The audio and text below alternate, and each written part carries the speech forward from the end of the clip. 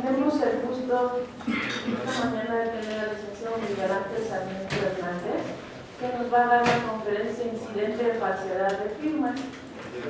Voy a permitirme leer una síntesis curricular del licenciado. Muchas gracias. El licenciado Miguel Ángel Sarmiento Hernández es licenciado egresado de la Universidad Nacional Autónoma de México. Actualmente es profesor en el sistema de Universidad Abierta y Educación a Distancia de la Facultad de Derecho de la Universidad Nacional Autónoma de México, impartiendo las materias de Derecho Procesal Civil, Bienes y Derechos Reales. Ha impartido los módulos en Diplomado de Responsabilidad Cívica Médica, Arbitraje Médico y Análisis de Casos Prácticos.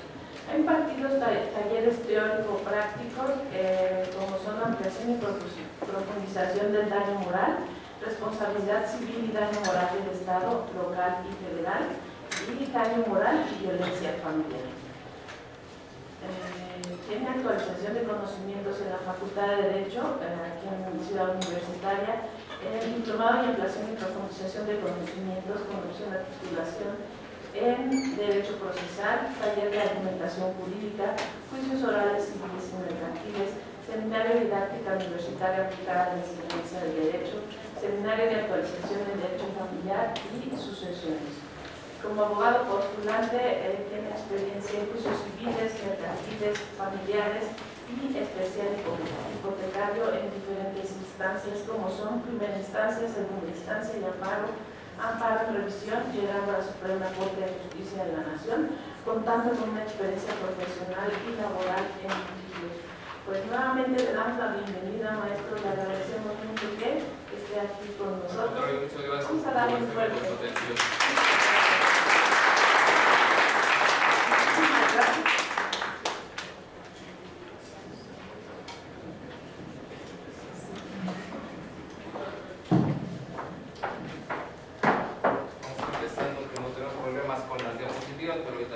¿Alguien falta de un selectivo por ahí? ¿Sí?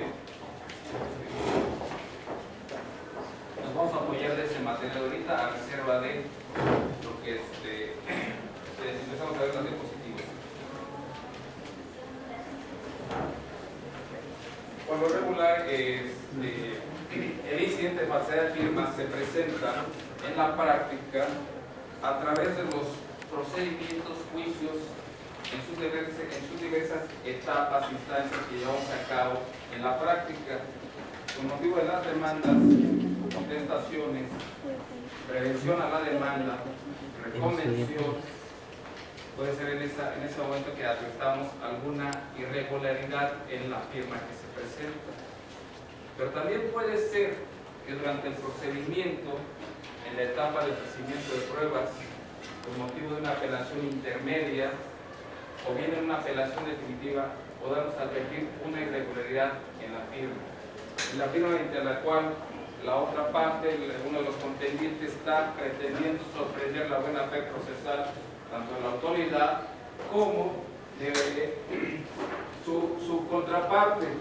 En ese momento es donde nosotros podemos advertir qué podemos hacer, qué vamos a hacer, en qué momento, bajo qué circunstancias, ¿sí?, cuáles son los presupuestos procesales para su procedencia, y si nos va a funcionar, podemos interrumpir el procedimiento de manera tajante, o bien podemos minar la defensa o la estrategia de la parte contraria, ¿sí? Para ello, al advertir esta situación, en el momento que nos demos cuenta, es donde podemos realmente interponer el incidente de, podemos llamarle, unidad procesal 1, conforme una tesis que veremos más adelante, los que tienen el proyecto, el formato de demanda, la tenemos ahí, una unidad procesal que podemos presentar en el momento que se advierte, nos damos cuenta al revisar el expediente, esta firma no corresponde. Me refiero de manera práctica, hay demandas, hay prevención, desahogan la prevención y resulta que la firma no corresponde con la de la demanda. ¿Cómo podemos advertirlo? Podemos advertirlo muchas veces ahora con toda la tecnología, la mayoría usa en celular, fotografía, y se manda a imprimir, se amplía. vemos una firma con respecto a la otra y podemos advertir ciertas diferencias.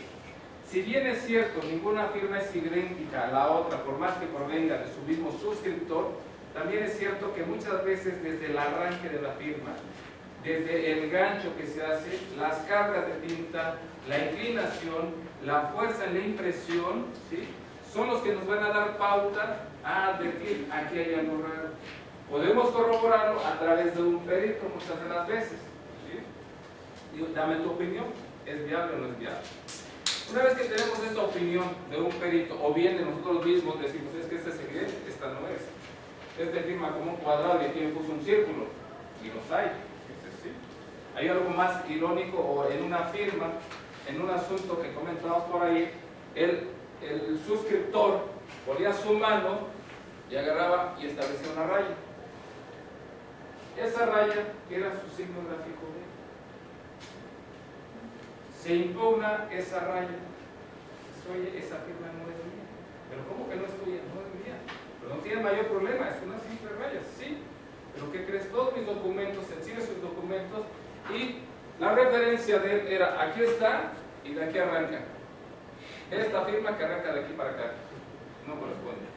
Curioso, irónico, pero efectivamente así es. ¿Sí? ¿Qué vamos a ver? ¿En qué momento la podemos atacar si nos percibimos o bien nos llaman a consultar un expediente, a dar una opinión? En el momento que lo veamos, vamos a ver en qué etapa procesal nos ubicamos y nos encontramos. ¿Sí? Para ello, tenemos el artículo 341 del Código de Procedimientos Civiles. Está todo en estas láminas. Me estoy saltando los conceptos básicos para poder avanzar, porque ya vamos 20 minutos atrasados. El artículo 341 nos establece más o menos, cuando se tenga duda de la autenticidad de una firma, podrá solicitarse el cotejo, y nos habla de un cotejo, y nos habla dice cuando se tenga duda. La hipótesis normativa no nos da un plazo, un término, como veremos más adelante con el 386, que sí nos dice que podemos impugnar y redarguir de falsa una firma hasta 6 días antes del procedimiento, de la audiencia de ley, perdón. Bien, con base en esta primera hipótesis tengo duda, ¿sí? Y esta duda no es una afirmación categórica, ¿sí? Dice, tengo duda y solicito el cotejo, para lo cual el 341 nos establece, el 341 del Código de Procedimientos Civiles, que cuando se tenga duda de la autenticidad podrá solicitarse que se estampen letras o firmas ante la presencia judicial. Y este mismo artículo nos dice que el planteamiento será en términos de la sección cuarta del Código de Procedimientos Civiles, que no es otra cosa más que nos remite a la pericial. Esto es importante, compañeros, por lo siguiente. En ocasiones en el planteamiento es que estás impugnando el falso. No estoy impugnando el falso. Tengo duda y la hipótesis es clara. Cuando se tenga duda, solicitarás el cotejo. Este mismo artículo nos remite, el 341 dice, se procederá con sujeción a lo que previene en la sección cuarta de este capítulo. La sección cuarta es de la prueba pericial. En este momento, aquí hay una primera diferencia con el 386. Primero, no existe temporalidad. Se puede proponer en el momento en que lo advirtamos. Como veremos más adelante en la sección de amparo para impugnar una firma en materia de amparo, ese sí nos da según sea amparo directo o amparo indirecto. O bien el 386 hasta 6 días antes de. Aquí nos dice, está abierto. ¿Sí? La situación, el presupuesto, el requisito es hacerlo vía incidental. ¿Sí? Tengo duda, no estoy afirmando. Puede ser que sea falsa, apócrifa, puede ser que no sea auténtica, puede ser que sea calcada, no lo sé. Planteo mi incidente y me voy en términos de la sección cuarta, prueba pericial. Entramos a la prueba pericial y dices, ¿qué tengo que ofrecer? ¿Qué requisitos tengo que hacer? Si evidentemente estamos cuestionando la firma, su autenticidad, voy a ofrecer un perito. Perito es grafoscopía, documentoscopía, ¿sí? El cual me establece los requisitos que debe tener conocimiento de la ciencia, técnica, arte u oficio que desempeña para poder emitir una opinión de manera científica en relación a cuestionamiento que se le está realizando. Bien. Este requisito es: planteo mi incidente, elaboro mi incidente con la formalidad de una demanda entre los 255, 256, 257, y en relación al artículo 88 que nos habla de los incidentes. ¿Sí? Apagado. No, ya. Ahorita vamos a ver si funciona. Reunidos esta demanda, al ofrecer la prueba pericial, los que tienen formato, se está mencionando en la fase y parte final de pruebas un perito, y hay que acreditar la calidad de la pericia que se tiene en la ciencia técnica arte oficio. En ese documento que ustedes tienen a la mano, los que no tienen, se está mencionando una perito en criminalística, que de hecho fue motivo de cuestionamiento, porque por lo general tienen un diploma de haber tomado un curso en grafoscopía. Actualmente ya la Facultad de Medicina ya incrementó, se estableció un curso para peritos en grafoscopía, documentoscopía, no me acuerdo cuál es ahorita en ciencias forenses, ya con título para ejercer como peritos. Bien. Al designar el perito, designamos cédula, documento con el cual acredita su pericia, y debemos de mencionar las preguntas que se le van a formular. Que diga el perito, de acuerdo a su leal saber y entender, si la firma que calza el documento, y ahí nos vamos a referir: demanda, contestación, contrato, etc. Okay. Segunda, si corresponde por su ejecución a puño y letra a tal. ¿Sí? Tercera, si es atribuible dicha firma a. Y una tercera cuarta pregunta para los que lo tienen. Decimos: así como las demás circunstancias que adviertan ellos en su calidad de perito. ¿Por qué es importante esta situación? Porque si lo limitamos a las 3, 4, 5 preguntas que queremos, y si él advierte una situación diversa, por más que la señale, la autoridad no la va a considerar, no la va a tomar en cuenta. Entonces, hecho estos cuestionarios, señalamos cuál va a ser la firma dubitable y la firma indubitable. ¿Sí? Solicitamos asimismo se le requiera a la parte signante, firmante, a quien se le está cuestionando la firma, se constituye en el tribunal el día y hora que señala a efecto de tomar muestras caligráficas, muestras de letra, a fin de poder tener los elementos comparativos con la muestra, con la firma cuestionada. El artículo 343 del Código de Procedimientos Civiles nos establece los diversos supuestos en los cuales se debe señalar qué firma es la indubitable para que se coteje con la dubitable. Debe obrar en el expediente, ¿sí? O en documentos. Si no obra, hay que solicitarle, se constituya la persona en el juzgado para la toma de muestras caligráficas. Bien. Hecho esto y señalando la firma dubitable con la indubitable, y ya haber designado perito, es donde se va a desahogar la prueba pericial para determinar si esa firma que estamos cuestionando es original, es auténtica o es apócrifa. Determinado si es auténtica, apócrifa, esta firma nos va a orillar a una situación procesal, dependiendo qué es lo que estamos cuestionando: la firma de la demanda, la firma de la contestación, la firma del documento base de la acción, o es la firma del ofrecimiento de pruebas. Cada caso va a tener una consecuencia diferente. Si fuese la firma que mediante la cual ofrece pruebas, podemos realmente decir lo dejamos sin pruebas. A su vez, si es la firma de la cual consta el desahogo de una prevención, la instancia no se tiene formalmente integrada, instaurada, y puede quedar, y debe de quedar, no puede, debe de quedar sin efecto del procedimiento. ¿Sí? Es importante, como les decía, porque en el momento que se da cuenta, y esta en la práctica, estaba en el juicio ya desahogando pruebas. Ya habíamos avanzado a mitad del trayecto. Cuando se revisa el expediente y se advierte que hubo prevención, pues se sabía, pero se cotejan las firmas y se advierte la diferencia que hay entre ellas. Se plantea ante el juez, se tienen estas dos situaciones. No hay. Sugiere en su momento, ya hace algún tiempo de esto, hay que promover incidente de nulidad de actuaciones. No. ¿Por qué? Porque por regla general el incidente de nulidad de actuaciones procede en la actuación subsecuente. Aquí el desahogo de la prevención ya hacía meses que se había hecho. Ya estamos en el desahogo de pruebas. ¿Sí? Motivo la tesis que por ahí tienen los que no, se va a quedar material y se les va a hacer llegar electrónicamente, porque el tipo lo pide. Hay un formato que se elaboró usado en la práctica y el cual fue el resultado positivo.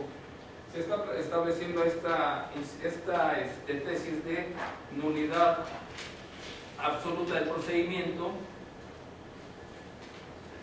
Dice procedimiento, nulidad absoluta de la genera la firma apócrifa del escrito que desahoga la prevención para la admisión de la demanda. En lo que interesa al comentario que llevamos, dice, no puede decirse que el procedimiento se haya iniciado válidamente y tampoco puede obligarse a quien contesta la demanda a que de inmediato promueva el incidente respectivo, puesto que tal circunstancia solo es susceptible de impugnarse una vez que se tenga conocimiento de ella. Este supuesto para mí es muy importante. Volvemos a lo mismo, artículo 341. Cuando se tenga duda de la ausencia de una firma o de un documento, podrá solicitarse el cotejo. Esta hipótesis normativa no nos está dando un tiempo, no nos está dando un plazo. Aquí es donde advertimos el procedimiento que estamos checando el cliente, podemos meternos. ¿Sí? Se propone este incidente y en ese sentido yo lo he propuesto como incidente de nulidad procesal. Este precedente sí data del 98. Sin embargo, a colación de su gobierno más adelante en su tríptico refiere algo. A partir del 2000 la Suprema Corte acuñó el término violaciones relevantes, ¿sí?, en grado predominante o superior que afecten al procedimiento. Una de las firmas, un elemento, un presupuesto, diría Carmen Luque, de los escritos es la firma. La ausencia de firma o una firma apócrifa no produce consecuencias de derecho. ¿Sí? Es una violación procesal relevante al procedimiento, porque de él se va a construir todas las demás etapas. El cuestionarla, el hacerla nula, no hacerla nula, sino buscar su ineficacia, nos dejaría en absolutamente sin nada de procedimiento. Puede tornarse incluso más interesante, y lo he platicado con algunos compañeros y en algunas clases. Tenemos la demanda, está bien, nos emplazan, contestamos la demanda y reconvenimos. Al momento de contestar la demanda y estamos checando el expediente, decimos la firma que casa la demanda no es auténtica. ¿Qué va a pasar con este procedimiento? ¿Va a echarse todo para atrás conjuntamente con la reconvención? ¿O va a subsistir la reconvención y queda fuera la demanda principal?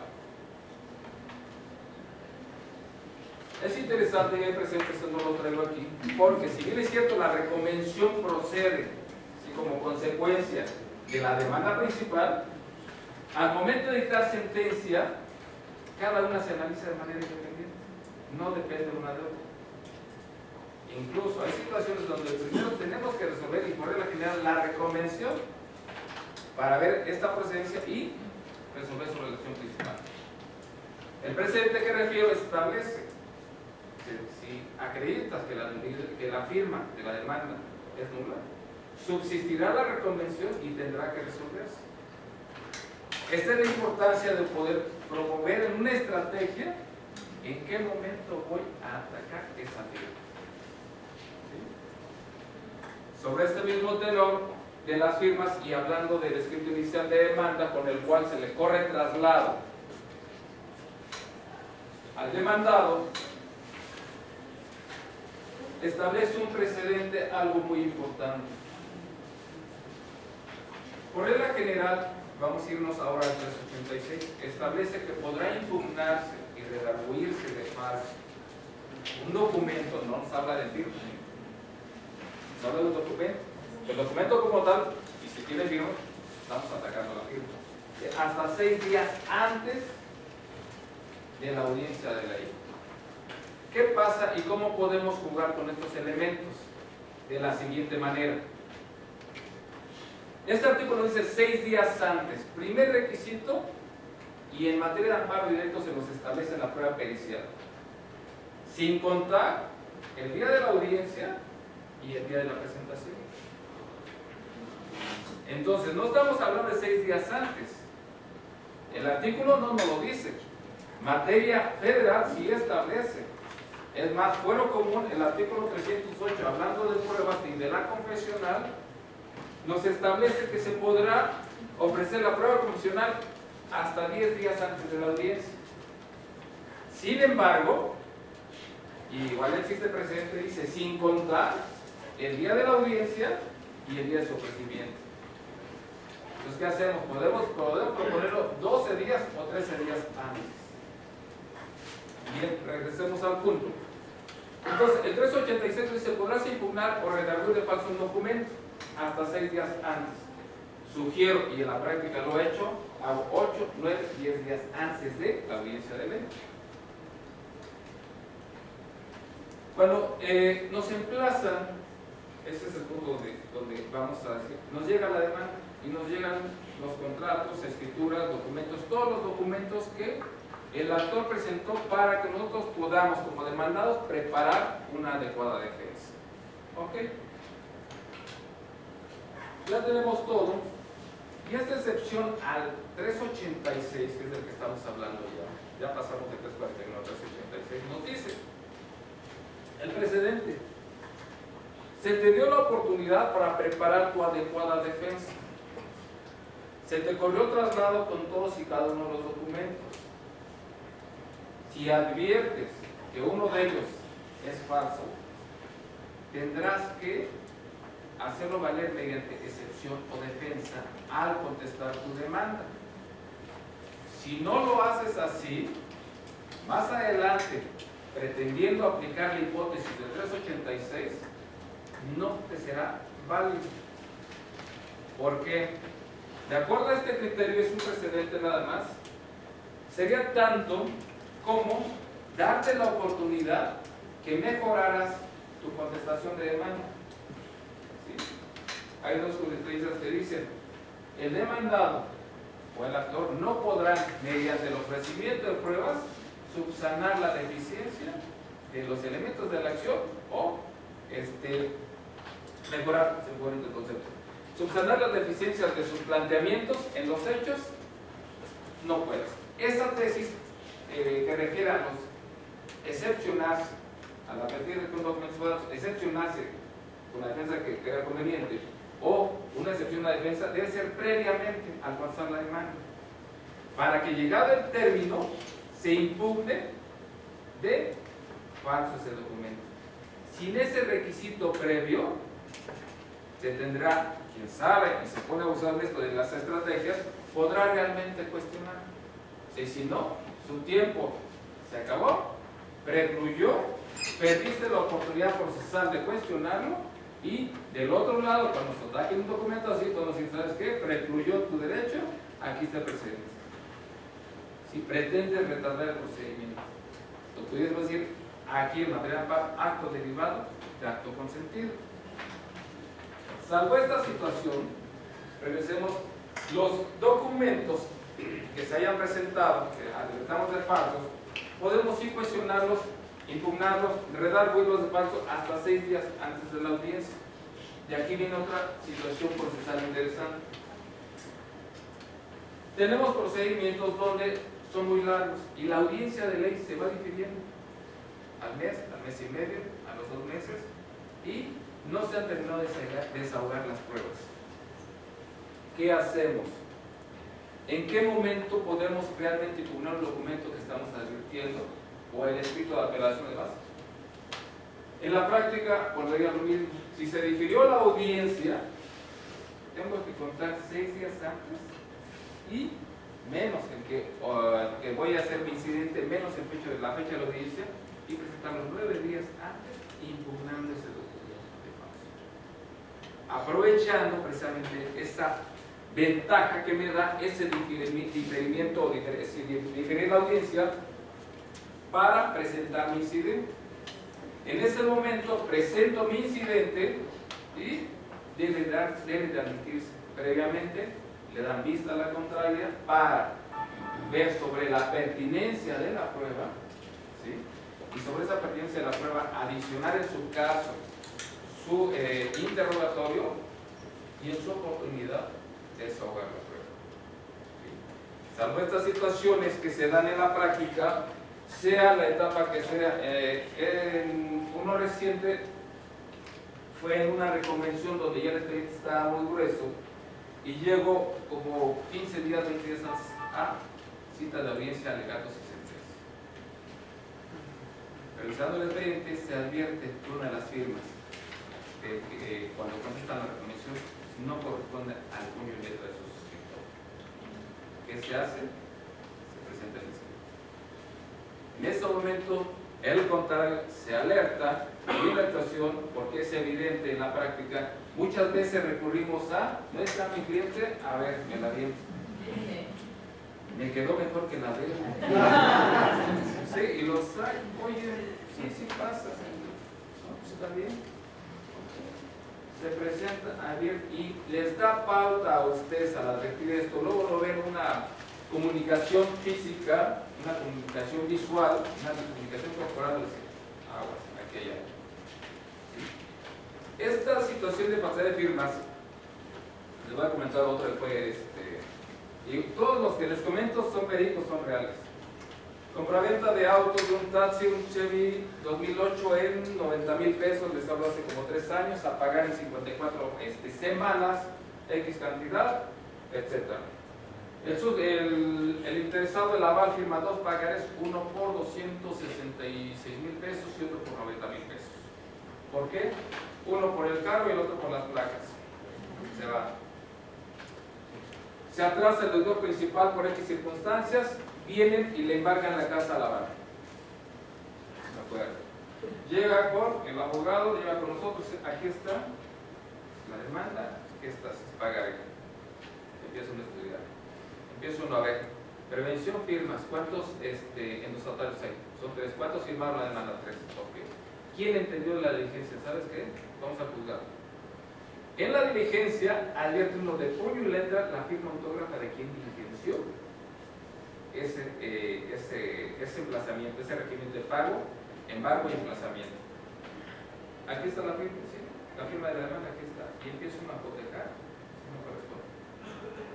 Oye, no corresponde. ¿Qué pasa? Al contestar la demanda, se oponen las excepciones correspondientes. ¿Sí? Entre ellas, ahí se pide la nulidad del edificio o falsedad de la firma. Se presenta. Y en estrategia, comparto mi experiencia, yo la tenía en la 8ª, 9ª excepción. Al final, ¿qué va a pasar? En la práctica lo que llevamos esto, decimos, llega al juzgado la promoción, la demanda, sí está pidiendo, sí está. No va a haber cansancio quizás. ¿Qué va a hacer? Se cambia de la última a la primera excepción y con negrillas y remarcado. ¿Sí? Excepción de falsedad de documentos de la diligencia. Como consecuencia, se tenga que verificar, se revoque el embargo. No corresponde la firma de la diligencia de la endosotaria. Llegamos con la zozobra del cliente, la angustia de pagar la casa. Si partimos de referencias básicas, el pagaré vale con independencia de la casa, etcétera, etcétera, etcétera. Todo lo que queramos. El efecto fue que al checar la contestación de la demanda, mis contrarios tuvimos la oportunidad de coincidir de una manera, no se conoce uno muchas veces, ¿Quién es el contrato que dice, oye, empresa servicio, aquí está? Y agarra y lo ve. Ya lo pidieron, ya me ganaron. ¿Ya viste? ¡Órale! ¡No, hombre! Terminaron, me entregaron, bien expediente, vamos. Llegamos a la audiencia. La contraria, dice la secretaria de Cosas, ¿van a llegar a un arreglo? No sé, no conozco, no me platicas. Dice la abogada, sí, mira abogada, dice la abogada, la secretaria de Cosas. Voy a ver cómo va la audiencia. Si voy a ganar, no hay arreglo. Pero si no, ¿me puedo arreglar? Si le contesta la secretaria de Cosas, mire, yo no vengo a jugar. Ya ahorita tanto el trabajo que tengo. Véalo, sí o no, o llevo la audiencia. Permítanme. Da la vuelta. La suerte principal es de 266,000 pesos. Mi contraria habla con su mandatario, de una persona jurídica, y la persona física como apoderado. Se voltea a ver y dice, oye, se te propongo lo siguiente. Dame 15,000 pesos, estamos hablando de un 2 o 4 de octubre, al fin de mes. Dice, o dame 13,000 pesos en 15 días. Digo, a ver, ¿entendí bien? Sí, le digo a mi cliente, tienes esto, en 15 días. No, pues, ¿qué hay de 266,000 pesos a 13,000 pesos? ¿Cuál es el efecto de saber manejar, saber plantear una falsedad de firmas? ¿En qué momento? Se celebró el convenio y la abogada contraria, que era la que le estaba imputando la falsedad de la firma, es que si es la firma. No, es que si es la firma. No tengo problema. Yo siempre pido la opinión de un perito. Y sí me la habían dado, efectivamente. Llegaron los 15 días, viene por su pago.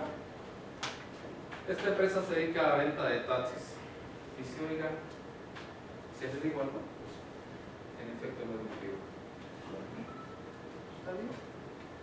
Si, oiga, ¿se sabe cuántos juicios tenemos? Nos han demandado a la Procuraduría, en la del DF, en la General de la República, Hacienda. Nunca nos han hecho nada. Es el segundo asunto que convenimos. Y me lo trajeron 2 días antes, me faltó eso, me faltó esto. ¿En serio? Saber trabajar, saber en qué momento y sobre qué va a ser. El formato que tienen en ese sentido, se está peleando una cantidad muy importante desde algunas autoridades fuertes, contra jueces, ministerios públicos y demás. Sí, se pudo ganar por falsedad de firmas. Regresemos al punto entonces.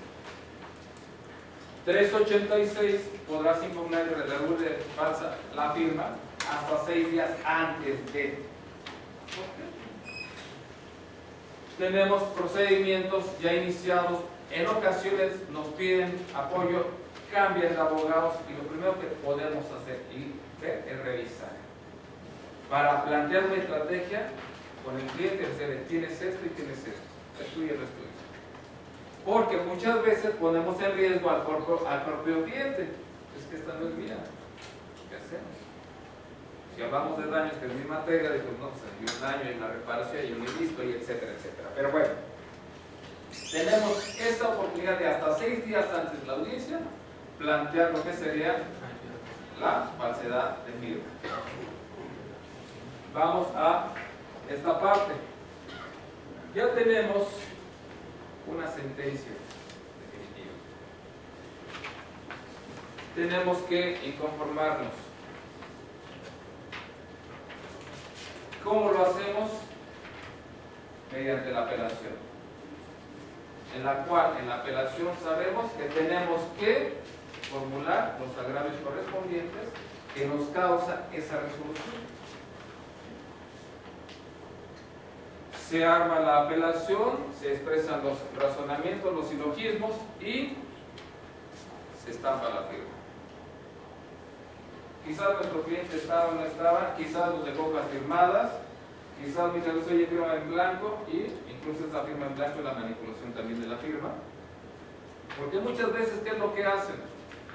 Me dejó hojas firmadas, mete la hoja para imprimir y resulta que la impresión está arriba de la firma.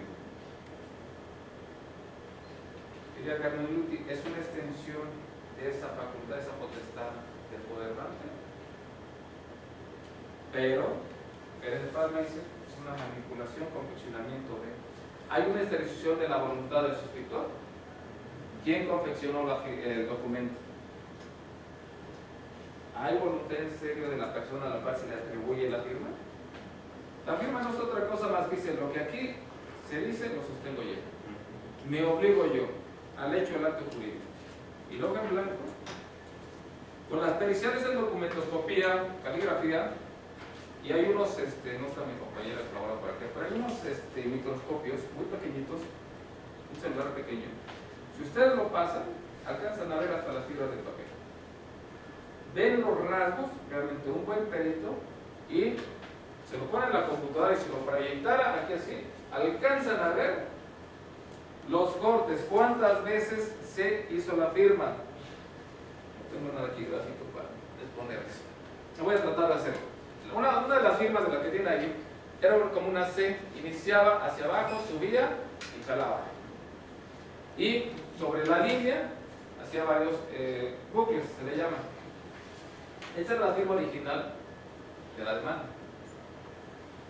La relativa que tienen ustedes, que es deriva de un amparo y el escrito mediante que se va al amparo, esa firma, en lugar de tener esta C como si fuera de cobra, agarra, hace un medio círculo, le pone un palote acá, se le llama palote, de expresión gráficas, y estos bucles rebasan la línea. Esta firma difería del original. ¿Qué va a pasar con esa firma en una apelación? Tenemos dos situaciones importantes. Ya apeló y nosotros estamos viendo que esa firma, del que calza el escrito de apelación, no corresponde por su ejecución al puño y letra de su suscriptor. ¿Qué hacemos? ¿En qué momento la vamos a cuestionar? ¿En qué momento vamos a cuestionar? ¿Y a quién le toca resolver? Por regla general, una vez que se apela, el juez de primera instancia carece de competencia para seguir conociendo el asunto. Entonces aquí toca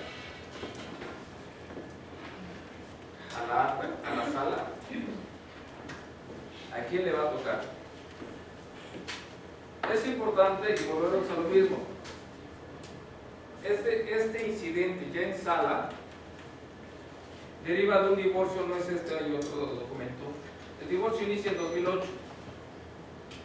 En 2008, un divorcio con causales.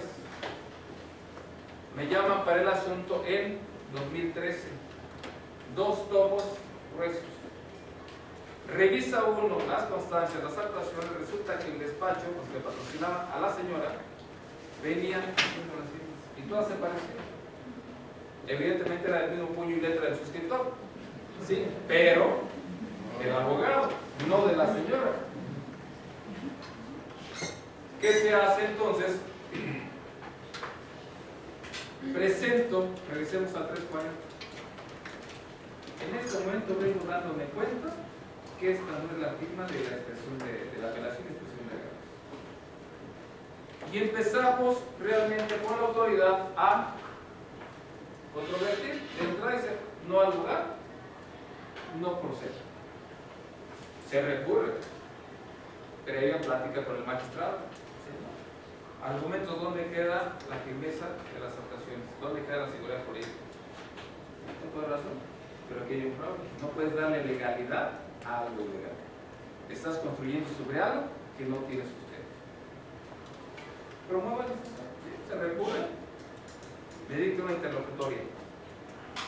No procede. ¿Qué hacemos? Decía por ahí un compañero, el recurso de consolación. ¿No? Oye, el de alzada, no, y ahora menos, porque con tantas cámaras, ¿no? Entonces, se va uno al amparo. Pero la regla general en violaciones procesales se ataca en el amparo directo. Y entonces, consultamos un buen abogado. Nos vamos a la sección amarilla y vamos a ver un buen abogado que nos ayude a determinar qué hacemos. Gracias. Esta situación, se llega al amparo, se presenta el amparo y se desecha por notoriamente improcedente.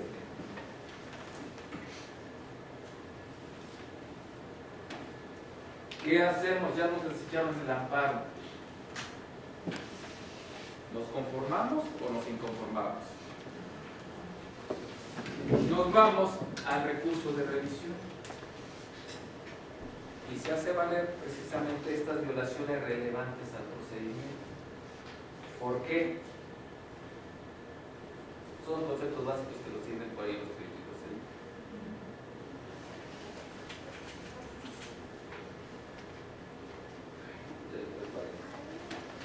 Cuando la autoridad revisa y emite su resolución, ¿qué es lo que va a hacer en cuestiones procesales?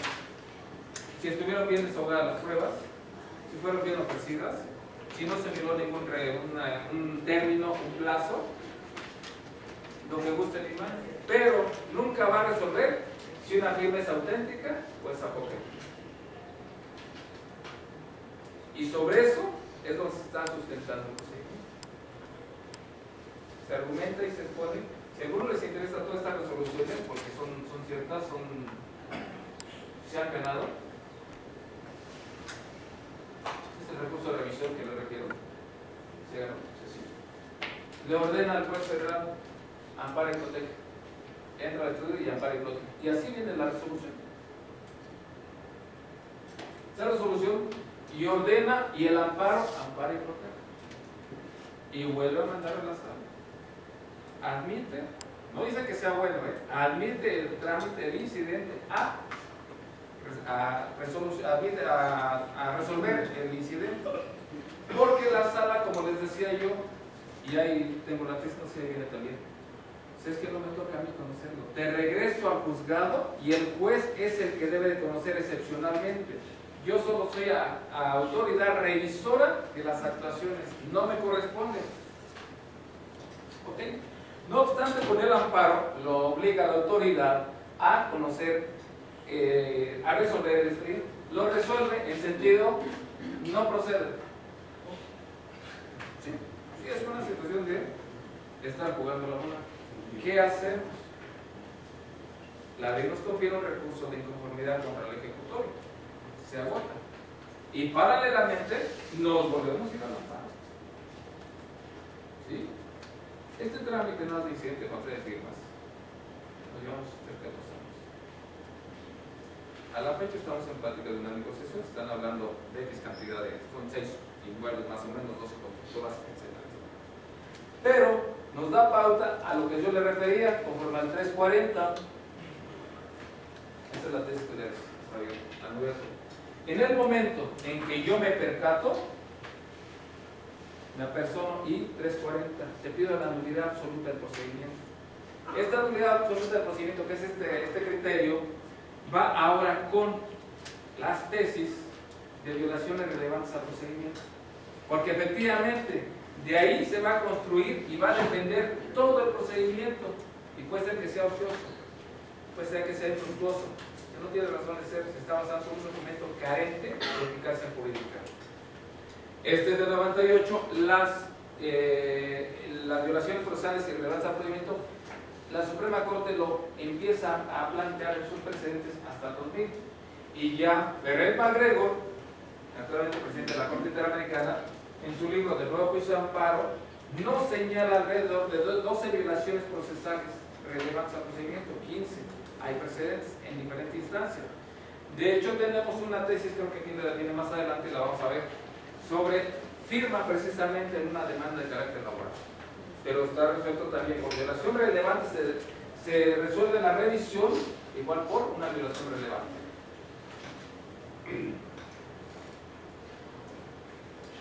Es parte de lo que estamos haciendo. ¿Sí? Estos precedentes, estas violaciones relevantes, que incluso Ferrer MacGregor señala, y por ahí algunos compañeros lo lo han compartido y lo han externado, que la misma ley de amparo debiera de haber propuesto una hipótesis normativa en la cual diera esa opción contemplada para que cuando sea una violación relevante al procedimiento se debe atacar vía amparo indirecto, sin dejar, y lo dice él, a situaciones de adivinación, si me van a resolver en un amparo directo o en un amparo indirecto. Propone incluso, dice, a reserva de lo que hagas, si vas a valer indirecto, tienes que ir la vía en amparo directo. Si no te funcionara el amparo indirecto, vete por amparo directo. Pero estas violaciones relevantes, y de entrada estamos con la firma. ¿Por qué? Porque la firma, incluso el artículo 56 del Código de Procedimientos Civiles, dice que es uno de los requisitos indispensables para obsequiar las peticiones. La ausencia o carencia de firma no tiene ninguna validez. Lo contenido en el documento no dice de quién es, podrá decir el nombre, ¿sí? Pero no dice quién lo sustenta, quién lo suscribe, y no puede producir esas consecuencias de derecho. Ok. Esta es la que les refería en cuestión de en el amparo indirecto, ¿sí? Dice, se genera una litis tan preponderante como la de fondo, que debe ir antes que la principal. Y en efecto, si atacamos desde primera instancia, lo que sería la demanda, la firma que alza la demanda por ser apócrifa, o la de la firma que calza el desahogo de la prevención, o en su caso la contestación de la demanda o la reclamación, tenemos pauta para poder plantear la estrategia. ¿Sí? Esto, como lo más adelante, en amparo directo y en amparo indirecto son otras cuestiones, y tenemos igual dos oportunidades de poder plantearlo y atacarlo. Habíamos comentado parte del 386, la puede ser de la contestación de la demanda hasta 6 días antes de la celebración, que lo veníamos comentando. Especificar, este sí es un elemento importante, especificar los motivos, ¿sí? Sin especificación de esos motivos no nos van a admitir la prueba pericial, ¿sí? Dice especificar los motivos y las pruebas. Se impugna la defensa de la firma toda vez que, por su ejecución, no corresponde al privilegio del suscriptor al advertirse desde un tamaño, inclinación, letras, diferencia de tamaño de letras, ¿sí? Terminaciones, cargas, y lo mencionamos. Ofrecemos la prueba. Si no ofrecemos prueba, vamos, difiere de la objeción de los documentos. Esta es una impugnación, ¿sí? Y difiere de la duda. La objeción de documentos que contempla el 340 únicamente es para el efecto de restarle una eficacia probatoria tácita que será de los documentos en caso que no sean objetados. Pero la impugnación sí es una afirmación categórica de es falsa la firma. Y esa falsedad de firma nos va a dar pauta, no va a interrumpir al juez su dictado o prosecución de procedimiento o dictado de sentencia, y lo va a valorar, porque queda a cargo del accionante que propone la falta de firma verlo de vía civil, hacerlo vía penal. Se puede ir por la vía penal. Y aquí tenemos otras situaciones. Por lo regular nos dicen que hay fraude, no me acuerdo del artículo del Código Penal, si no uso mucho, cuando se pretende obtener, engañar a la autoridad mediante escritos y obtener un uso. Te lo digo así en 2 o 3 palabras, pero es más grande el cosa, ¿sí? Si estamos viendo en un procedimiento de carácter pecuniario, económico, incluso de pensión alimenticia, que también lo sé de Dios, sabes que hay fraude. ¿Sí? Estuvo cobrando un señor de una pensionada de la Comisión de la Electricidad durante 2 años, una pensión alimenticia que no le correspondía. Hasta que no se acreditó la falsedad de firma. Y vino para abajo todo. Hay fraude, entonces pida copias certificadas, tienen 2 opciones: dar vista al Ministerio Público adscrito a los juzgados, familiares o civiles, o bien con esas copias iniciar su procedimiento. Tentativa de fraude posiblemente. Fraude no dice hasta que no se materializa y hasta que no tenga sentencia, pero pueden iniciar un procedimiento vía tentativa de fraude. Ok, entonces no interrumpe el procedimiento o el dictado de sentencia, ¿sí? De hecho, esta última parte nos está diciendo que es el artículo 386, y en el momento de la celebración de la audiencia se tramitara el proceso penal sobre la falsedad del documento en cuestión, el tribunal, sin suspender el procedimiento y según las circunstancias, determinará a dictar sentencias y se reservan los derechos del impugnador para el caso en que penalmente se demuestre la falsedad. Nos da pauta para poder. Lo que ya referíamos, cuando el documento parte de la acción, tenemos todo este material se los voy a dejar, se los voy a enviar vía correo a través de la autoridad, y si no, que los trípticos tienen mi correo, pueden escribir y se los envío. ¿Sí? Todo esto queda con ustedes. ¿Sí? La demanda también por el escaneo se las piden. ¿Sí? Cuando el juzgador manda al actor o menor a ratificar el juzgado, no procede la firma de ratificación, o sea, de ratificar una firma. Incluso en la práctica hay juzgados que dicen, es que yo digo vengo a ratificar, si no, la sala ha dicho, tú no tienes por qué formar parte de esto. En la tecnología procesal cada quien tiene cargas y obligaciones. Sin embargo, la ratificación, y hay precedentes, hay jurisprudencia, como veremos más adelante, creo que sí, no basta, para el cuestionamiento de una prueba pericial es necesario un perito. La ratificación que se haga de ello no hace, para mí en lo personal, es más que incurrir en dos delitos. Primero, si vas a ratificar, protesta lo que se conozca. ¿Sí? Que reconozca que construye la firma, y si vas a entrar y se reconoce como construye la firma, tenemos otra firma auténtica. ¿Sí? Se acredita que no es falsedad de declaración judicial, uso de documento falso, ¿sí? Quizás tentativa de fraude, y pueden hacerle. La otra, en cuestión de peritos, y los peritos deben ser muy buenos, deben tener experiencia en esto. ¿Por qué? En el caso de los alimentos que les digo, el señor, y por lo regular, tanto en ese amparo que tienen como en este que les digo, los alimentos, ya me cansé, es que ya me cansé, es que me duele el brazo. Las firmas no corresponden. Es que no me sale, porque todas las firmas podrán cambiar, ninguna es auténtica, pero como decía al inicio, desde que se arranca, tamaño, inclinación, arpones, ganchos, bucles, les va a determinar. Aquí está. La perito les va a hacer, algunos depende de cada uno, láminas con trípticos, hojas milimétricas, hojas transparentes. ¿Dónde están las diferencias? Les va a señalar qué es esto, aquí está la diferencia. ¿Sí? Y por más que el perito tenga, porque en ese se venía de Francia con especialización y cursos, 20, 30 hojas de experiencia, aquí está. No hay aquí. ¿Sí? La ratificación no tiene ningún efecto. Al cuestionar la prueba pericial, nada más es a través de un perito. La simple ratificación ante autoridad no es suficiente. Incluso en materia de edad también así se lo sostiene un criterio. Aquí estábamos con la situación de esta segunda instancia, donde el escrito que calza la apelación y agravios, si es falsa, queda sin efecto alguno. ¿Sí? Y aquí incluso le dicen, tampoco es óbice el reconocimiento posterior que la firma pretende hacer el apelante. ¿Qué hacían en la práctica muchos compañeros? Digo, las experiencias dicen, no, es que venía en el carro y se venía moviendo y por eso no corresponde. Es que le dio el TLL y es que estaba... Estas situaciones necesitan la referencia al tomo de el material se les va a hacer llegar. Sea apelación, sea primera instancia, sea amparo, como lo pasamos enseguida a ver. Este es otro. Lo que decía, queda subice tanto se resuelva el respectivo. Este criterio presente es el que le refería, que les da pauta, decir, a la sala revisora, la APE, selló de regreso la competencia a ti juzgador y resuelve el incidente. Y una vez que resuelvas es donde vamos a ver qué es lo que procede, si está o no está.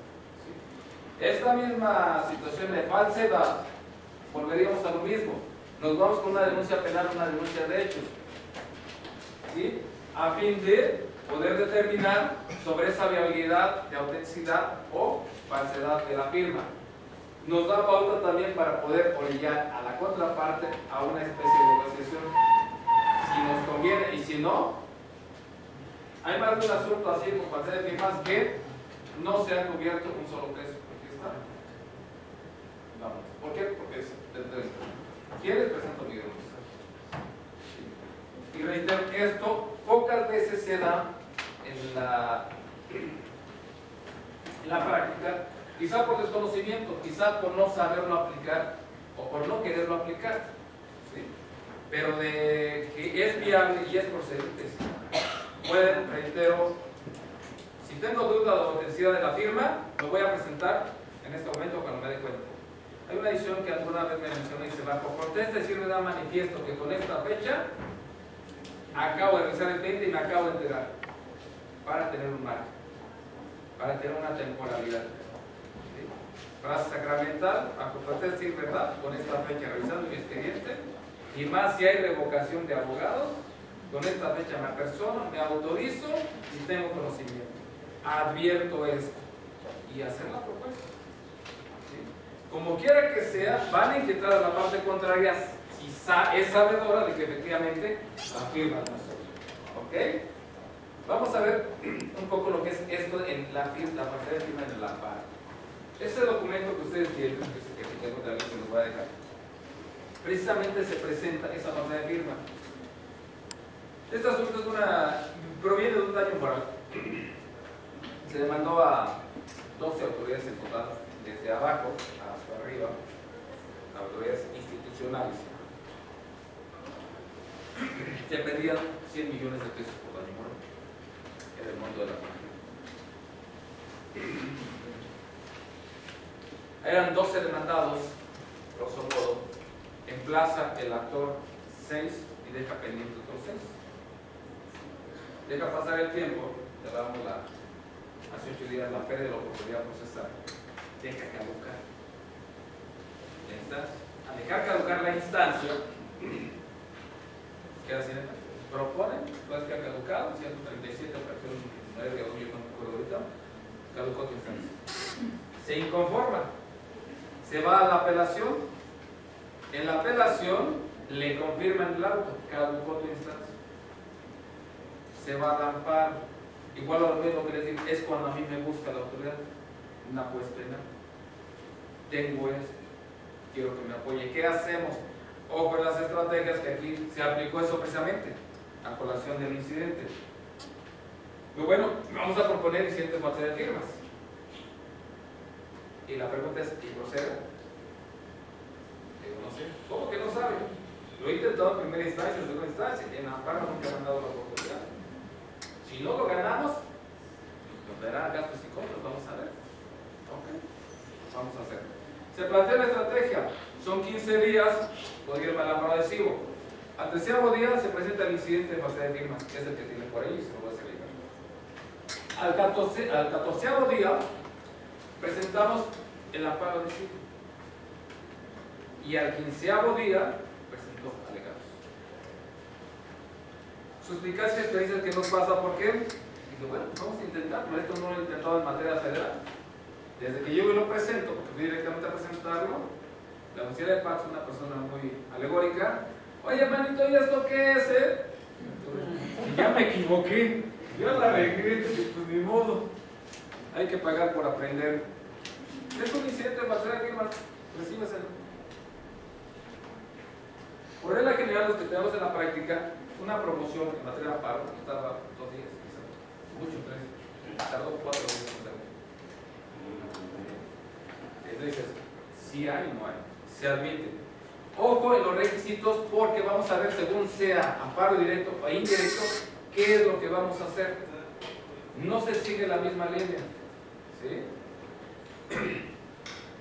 En este planteamiento se propone, y de hecho está propuesto conforme al Código Federal de Procedimientos Civiles. Sin embargo, estos dos artículos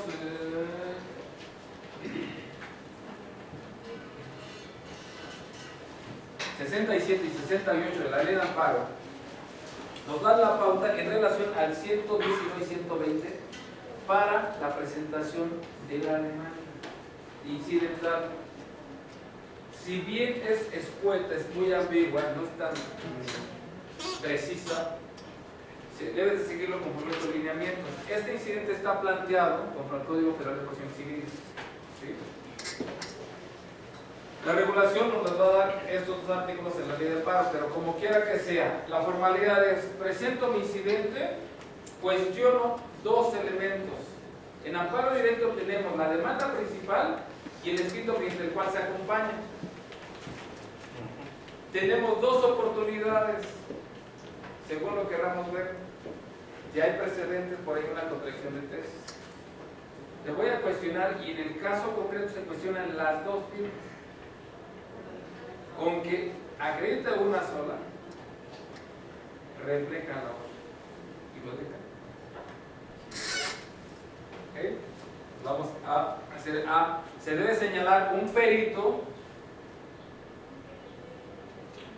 Se debe señalar el perito. De hecho, dicho sea de paso, muchas veces los que estamos en esto me cuestionan y dicen, oiga, ¿y la pericial a qué horas? No, se propone la pericial, no se ofrece, y en la práctica hay quien lo ha hecho porque no ha tocado ver demandas. Aquí te dice mi perito que no es esto. Esa opinión es una opinión meramente, no hay una pericial. Para que haya pericial necesita designarse un perito por cada parte contendiente. Menos es que es una opinión y tiene el carácter de una instrumental o documental, según se quiera ver. No es un dictamen. Para que haya dictamen tenga esa característica, necesita llevarse a cabo un procedimiento y darle la oportunidad a la contraria que señale un perito y que amplíe el cuestionario en su caso. ¿Sí? Entonces, y en materia federal, abusados por los aquellos que habitan las firmas, les designan un perito, pero de la PGR. Y ese perito de la PGR es, oye, mochilas para los perros, ¿qué? Hasta para. Oye, pero es que. Oye, pero. Es que. Toma lo tuyo, entramos a una materia federal. Ya no estamos jugando una cuestión de primera instancia. Ya estamos enfrentando algo realmente más delicado. Se ofrece la pericial, se ofrece el cuestionario y incluso, como veremos ahorita, entramos a lo que habíamos comentado.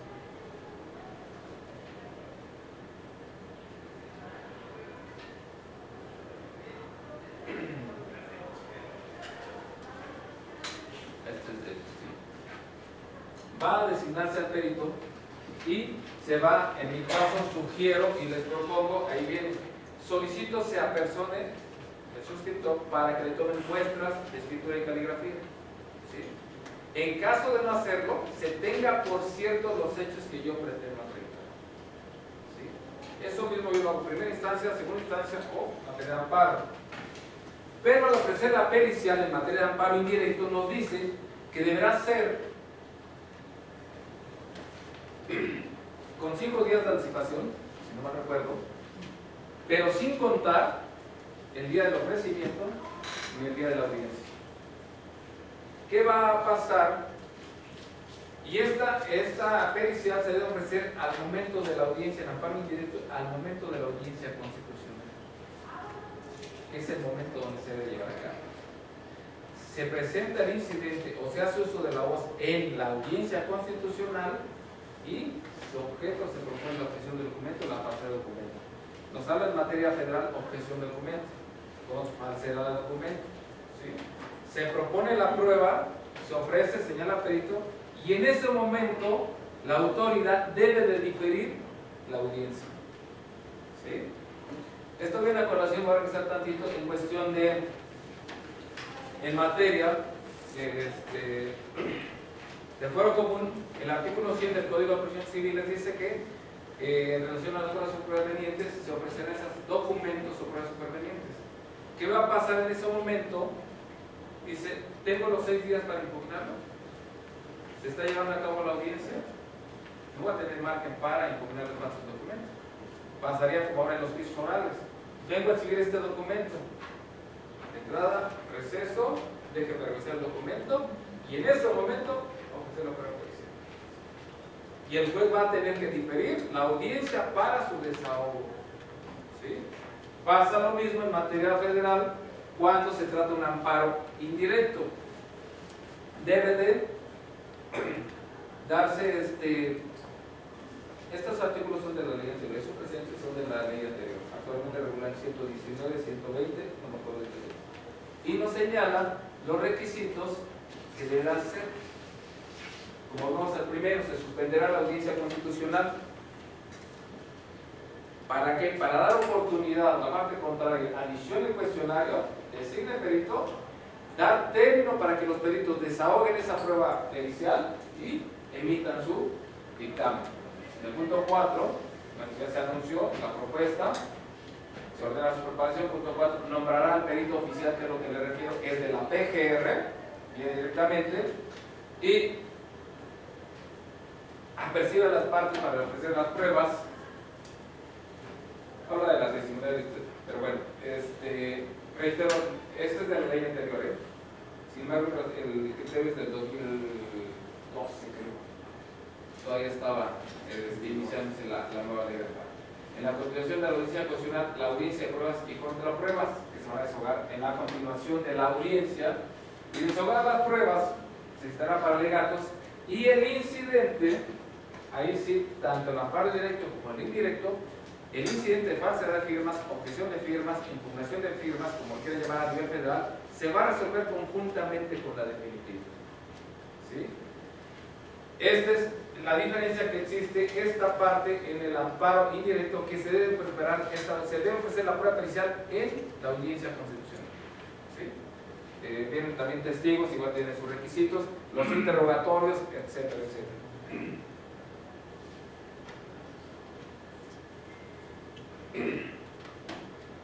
Este criterio es importante y reciente, y de alguna manera indirectamente yo voy a hacer el planteamiento, porque hay que distinguir, tanto en el fuero común como en el fuero federal, la ley de amparo sí nos regula el incidente de nulidad de actuaciones. ¿Sí?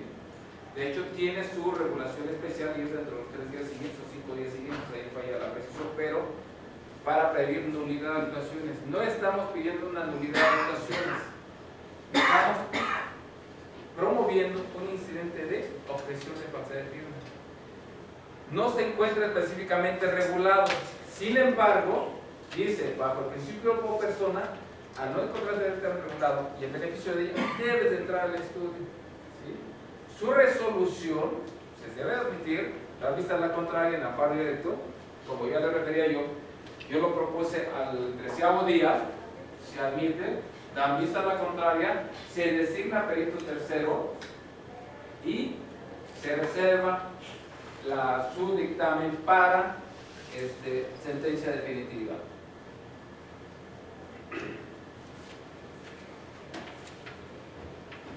Este incidente, incluso a pesar de que no lo hubiera yo hecho dentro del 13º, 14º, 15º día, la limitante para poner el incidente de falsedad de firmas en amparo directo lo es esta situación parcial.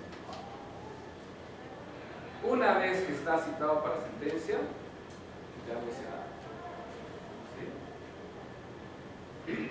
Esto sería, si bien no en la temporalidad de los 15 días del amparo adhesivo y demás, este es el requisito. Mientras no haya citación para sentencia, tengo margen para hacer el planteamiento. Y la autoridad, admitirlo y estudiarlo. ¿Cuál va a ser la resolución en caso de acreditar?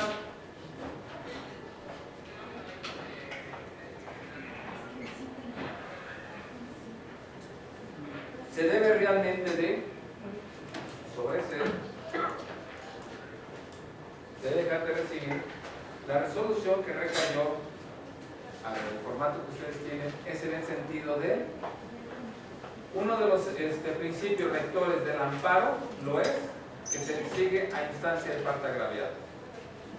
Al no haber parte agraviada, carece de firma este documento. Otra resolución que tengo también es la ausencia de firma se equipara a la nada jurídica.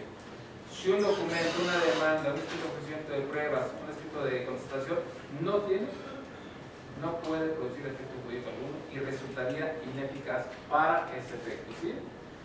Pero no de parte agraviada, ¿Perdón? dijo antes otra cosa.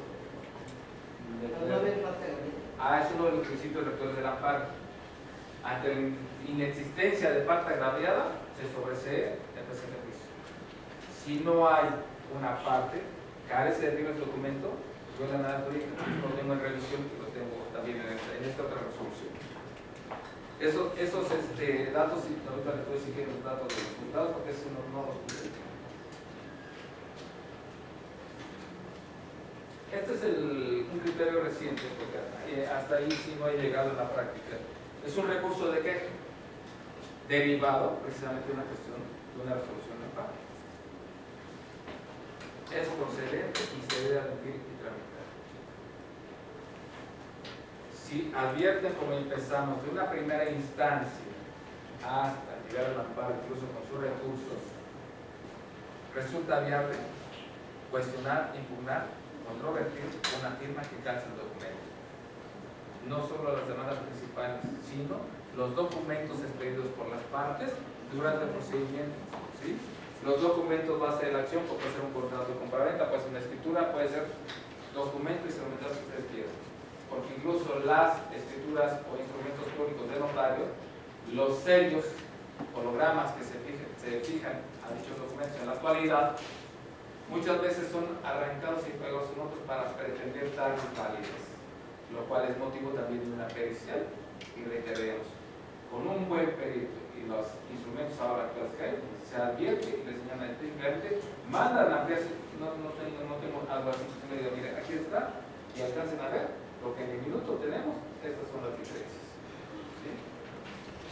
Entonces, con esta parte, concluiríamos la presente exposición y pudiésemos decir que cualquier documento, sea demanda, constatación, recomendación, ofrecimiento de pruebas, que crean, puede ser cuestionado debiendo un punto.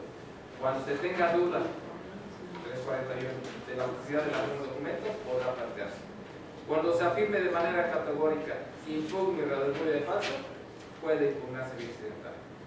Requisitos: ofrecer la prueba pericial, ¿sí?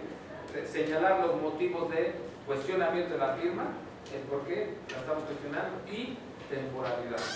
¿Sí? Ofrecer el perito también, nombre, cédula, nombre, etcétera, etcétera. La temporalidad, especialmente la impugnación de falsedad de firmas, que realmente refiere a que son 6 días, pero sugiero que sean sin contar el día de la audiencia y el día de la presentación del inciso, para evitar correr riesgos. Si son documentos con los cuales se le corrió traslado y vamos a impugnar algún documento falso, hacerlo previamente excepción o defensa al pasar la demanda, para tener pauta a la impugnación hasta 6 días antes de la audiencia. De no hacerlo así, correremos el riesgo de que no se aceptara el incidente planteado. ¿De acuerdo? ¿Ok?